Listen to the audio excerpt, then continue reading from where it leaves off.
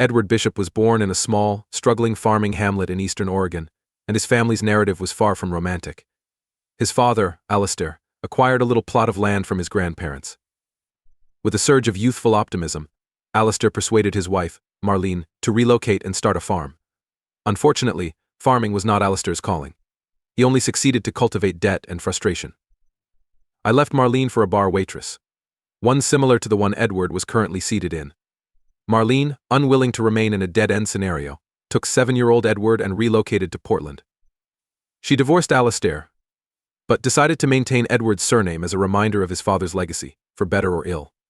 To supplement her income in Portland, Marlene worked as a receptionist and administrative assistant at a downtown bank. Determined to pursue her childhood dream of becoming a nurse, she was able to secure a position at a local bank. She enrolled in classes at PSU, juggling employment, school, and motherhood with quiet determination. Unfortunately, life had different plans. When Edward was 10, tragedy struck. On her way to work one morning, Marlene's car was hit by a truck on the bridge. The impact pushed her vehicle over the railing and into the sea below. It took an entire day to regain her physique. She had not been wearing a seatbelt. Her life ended abruptly, and Edward's world was flipped upside down. Edward was placed in foster care due to a lack of direct family members to care for him. For the next 7 years, he moved between residences along the Portland-Salem corridor, each more transient than the last. Stability was a distant fantasy. He developed a penchant for survival, which frequently got him in trouble. Fights grew commonplace, and minor crimes contributed to his developing reputation as a troublesome youth. When Edward turned 17, everything came crashing down, forcing him to confront the road his life was heading down. Edward had felt alone and empty ever since his mother, whom he adored, died. In an effort to fill the void within himself, he joined several gangs and adapted to the lifestyle like a duck to water. It didn't replace the void, didn't even come close, but while he was with them, he could imagine he was a part of something bigger, something greater than himself. The criminal activities, the drugs, the merchandise theft, none of that was relevant. It was simply the outward demonstration of solidarity that you took with you. Yes, man, we are in this together, and we always will be. The spirit that motivated the actions was more essential than the deeds themselves. Doing things as a group and getting away with it strengthens the links of loyalty and solidarity. That's what he told himself anyway. Even though his undereducated mind couldn't define the concepts, that's how he felt. Until he was 17, he and the other lads had concluded that burning down the police station was a brilliant idea. In retrospect, this was a poor decision. What the hell? It would be a blast, right? Well, the cops that apprehended them didn't see the humor in the situation, so they were all packed up and taken to jail until they were 21. He learned stuff while in jail. It wasn't like in the movies, but it wasn't particularly good either. Edward soon gained importance and respect after it was revealed that he had been imprisoned for burning down a police station. He served his sentence, got out with a few scars, and began bumming around the Pacific Northwest searching for odd jobs. Edward often laughed when he saw stories in the newspaper about how difficult it was to get a job, or when he saw tales on the news about how high the unemployment rate was. There were jobs all over the place. The main issue was that no one wanted to get their hands dirty.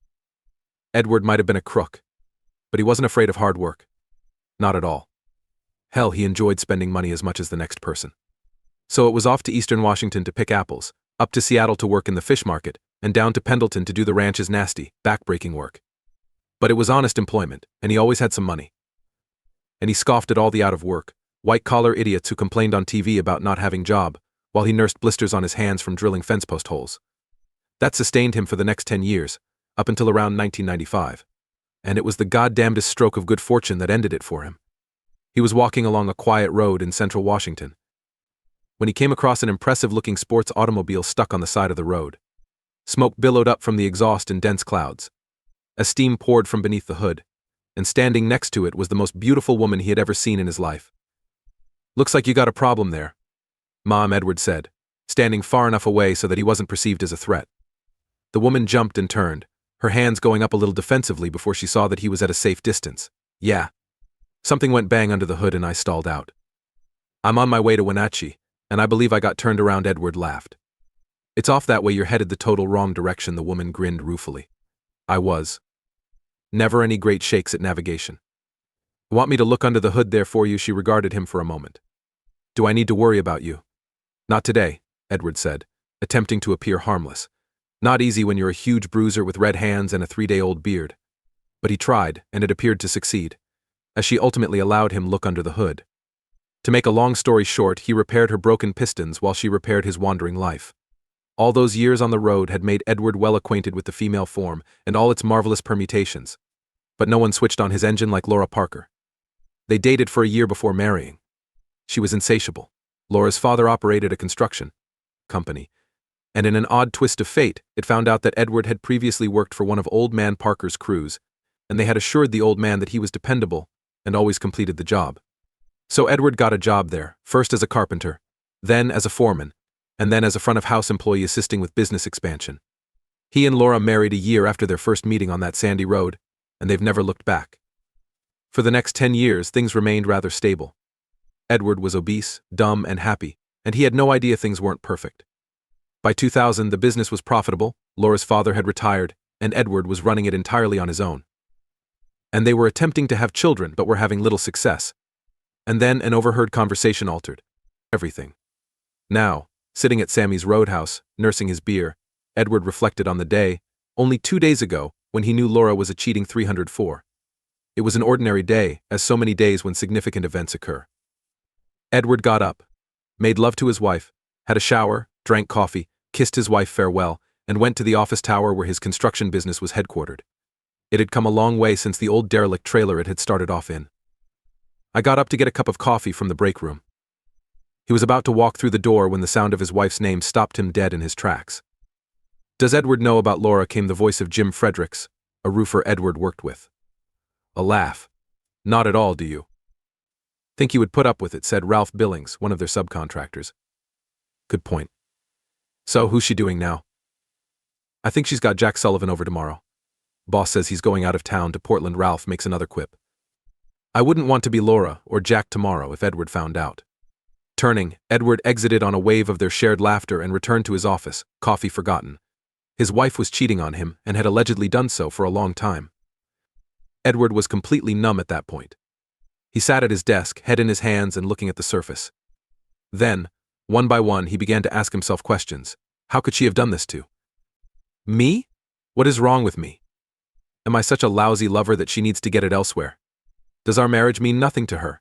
How could she throw away 10 years of marriage without a second thought? Then rage struck. Did she want to play around? That's okay, but she'd have to pay the penalty. It was at this point that the strategy began to take shape in his imagination. A gentle smile spread across his face. Yes, things would change in the Bishop house soon. Very soon, yes. Edward drank his beer, threw a tin on the bar, stood up, and headed for the door. He had an appointment to keep at his home. It was 4:30. He was meant to be in Portland till tomorrow, meeting with possible investors in the embassy suites. He had called Paul Richardson that morning and asked him to go in his place. Paul was his executive assistant and business partner, and he would gladly prove his worth on this money-finding excursion. Meanwhile, Edward performed the normal things that a cucked spouse does: drain the savings account, cash in the CDs, and empty the safe deposit box. Fortunately, they had a prenuptial agreement, or Laura would receive half of the business. To be sure, he took a copy of that from the office safe and planned to include it in the divorce papers. Then he went to Sammy's, sat, drank, and thought about his strategy. Laura Bishop moaned pleasantly as Jack Sullivan's lips brushed against her. Nobody does me like you do, she murmured into his thick hair. Never mind all that. Laura pulled him up and said, I want you now. Jack grinned. Your wish is my command.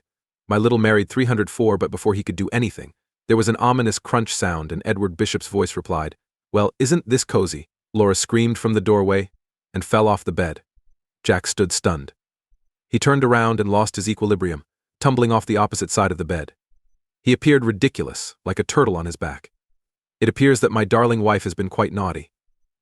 Very naughty, remarked Edward in a calm, even gentle voice, moving into the room with a 10-gauge shotgun cradled in his hands and pointing directly at Jack, who was desperately attempting to scramble off the floor while also concealing his bare body. Edward, it is not as you imagine. Be quiet, Laura. Edward replied in his new calm and compassionate voice. Instead of looking at her, he fixed his eyes on Jack, who was standing with his back against the wall and his hands over his crotch, cringing away from the shotgun barrel, which appeared to be about the diameter of a drainpipe. But, Edward, I told you to be quiet. Edward remarked calmly and gently, You will have your turn soon enough. My beloved wife, it's time for me and old Jackie to have a serious chat. What are you planning to do?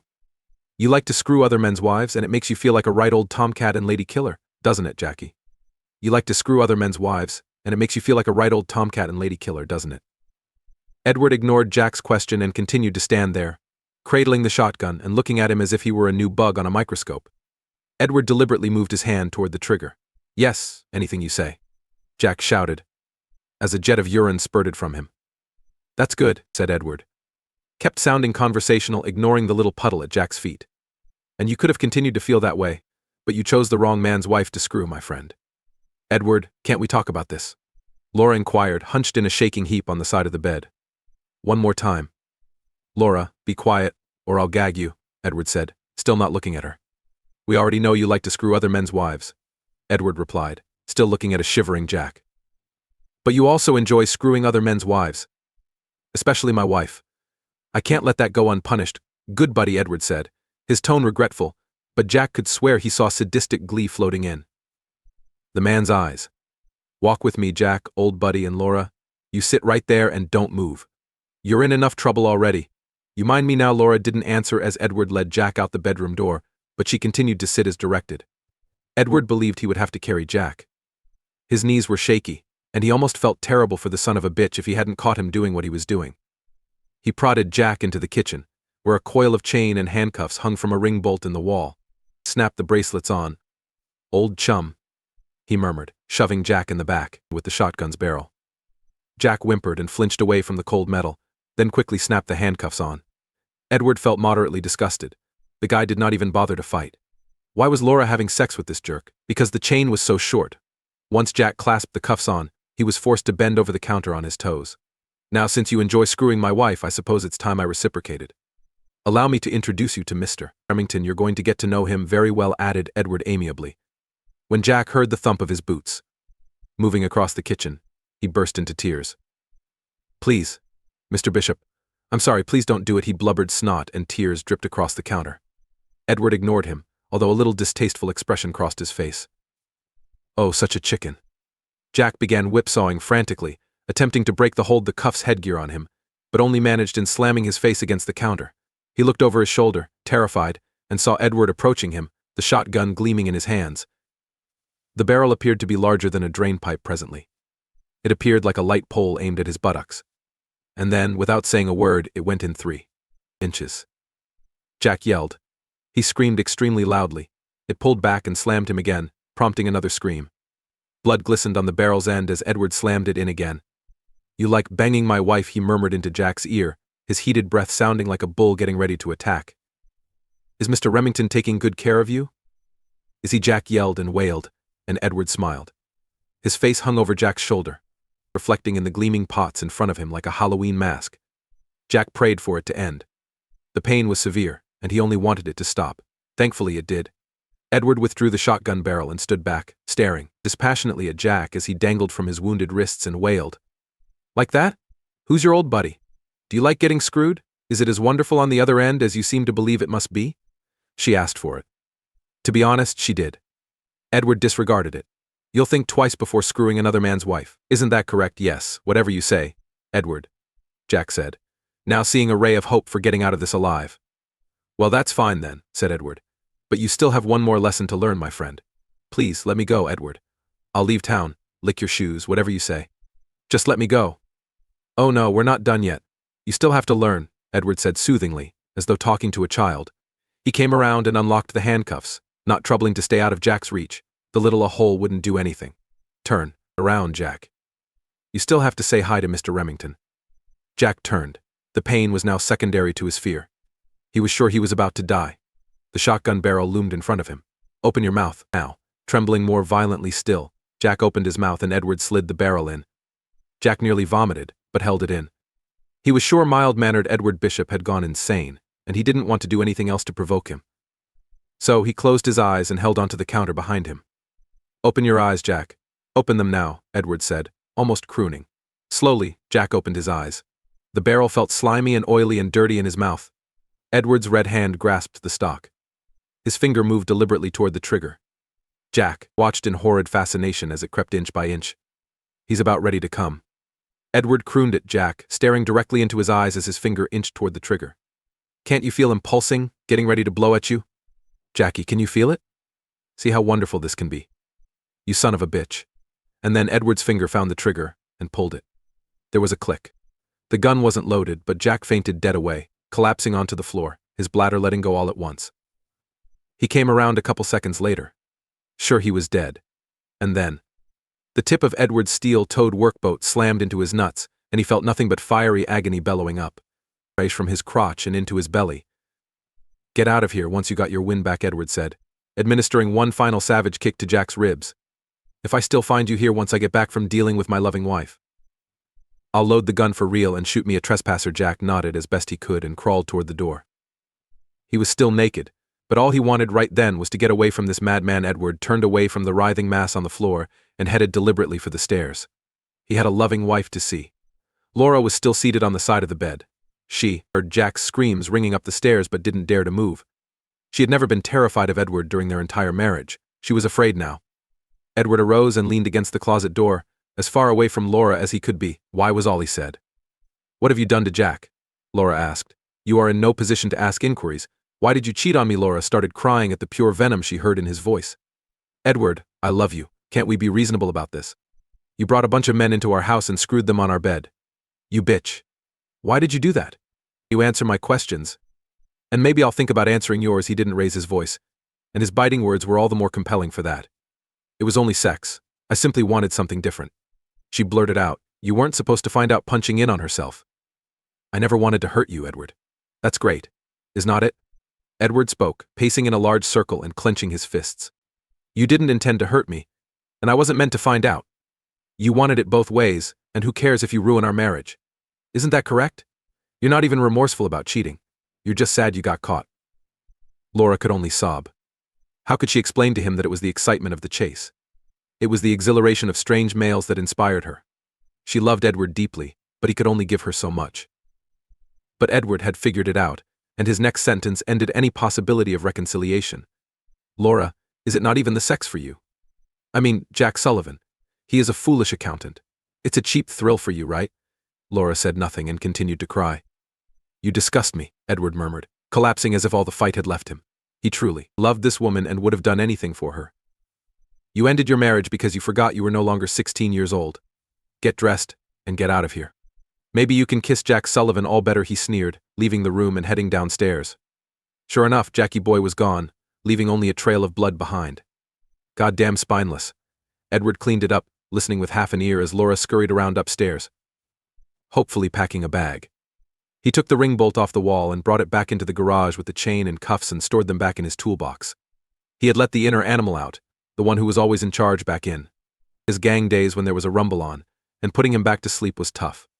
His hands shook and his head throbbed. When he got back in, Laura was heading out the front door with a suitcase. She threw him a sad look, which he ignored, before closing it, more tears staining her cheeks. Stupid, faithless bitch. Edward never heard from her directly again. 3 months later, the divorce was finalized. Jack Sullivan had vanished, leaving Washington behind without a trace. Laura fled to California, and word reached Edward through his contacts that she had taken up the life of a biker groupie. During the divorce proceedings, Laura bombarded Edward's voicemail with countless messages, pleading with him to reconsider. She promised to change, begged for another chance, and even offered assurances that he could set the terms and to keep her in line. But Edward refused to entertain the idea. Once trust was shattered, it was gone for good. He knew there would be no rebuilding it, no way to erase the doubts. He didn't want to spend the rest of his life questioning every missed call, every late night, or every suspicious mark on her clothes. Instead, he deleted her messages and let the lawyers handle everything. When it was finally over, Edward's life returned to its usual rhythm. His business continued to thrive, and he kept up his habit of joining his crews on job sites. Yet, a nagging question lingered in the back of his mind.